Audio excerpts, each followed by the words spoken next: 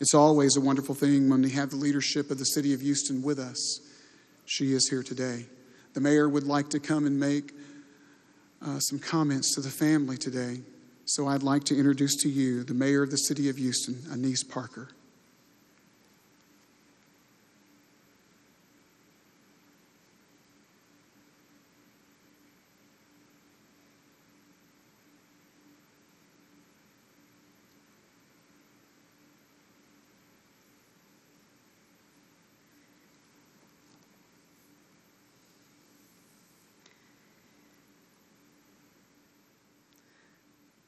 I'm here today as an individual, but I'm also here today as a representative of the city of Houston.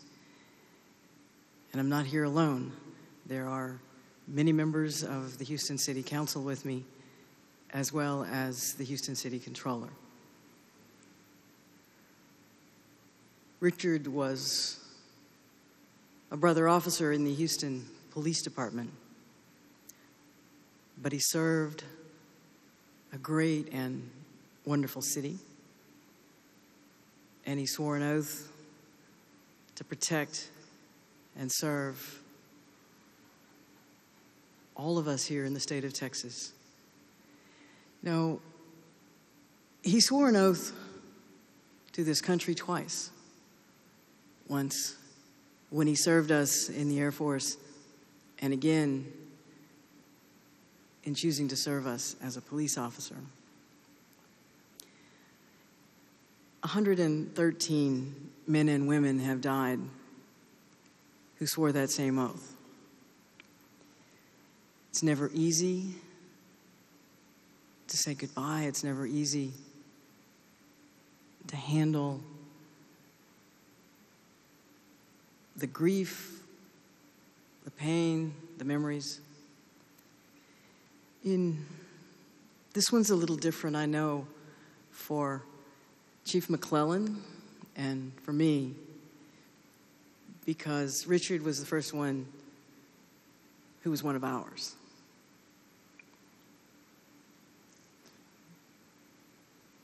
Chuck, I know you pinned his badge on, and it makes a difference. Just 2 weeks ago, we gathered at the police memorial with family members who were part of a very special group that no one wants to join. And just 2 weeks ago today, we offered prayers that there would be no more names on the Houston Police Memorial. God did not see fit to grant that prayer. But what that police memorial symbolizes is a commitment by the entire city of Houston to always honor, respect, and remember the name of Richard Keith Martin. And the presence of those family members there in that special company allows us to say each year, thank you. Now, I had the opportunity to visit with the family on Monday. The chief and I had the chance to come by. And to Tyler and Cynthia, I want to speak directly. Your dad had to be a very, very committed man to come back and join a very, very difficult profession late in life. I know he had to work hard to keep up with all those young folks in the academy. And I bet you watched him run and do push-ups and push himself.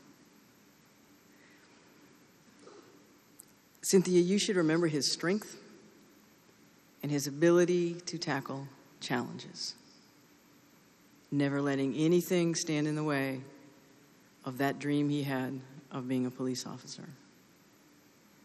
And I hope when times are tough, you'll feel that strength. Tyler, his passion was you and baseball. And I know you have some of your teammates here, and I understand you had a game this week. And I know that he would really appreciate that you went out and played. My dad taught me how to play baseball, and he and I went to games together. And there's not a baseball game that I attend that I don't feel him sitting beside me. You're going to have a whole bunch of folks who are going to be watching you, cheering for you as you move forward. Remember, again, him standing behind you, pushing you, leading you, and teaching you. There's not anything really that we can do or say to make this process easier. And I have, unfortunately, stood before other audiences like this. And I went looking for words that have helped me in the past that I hope help others.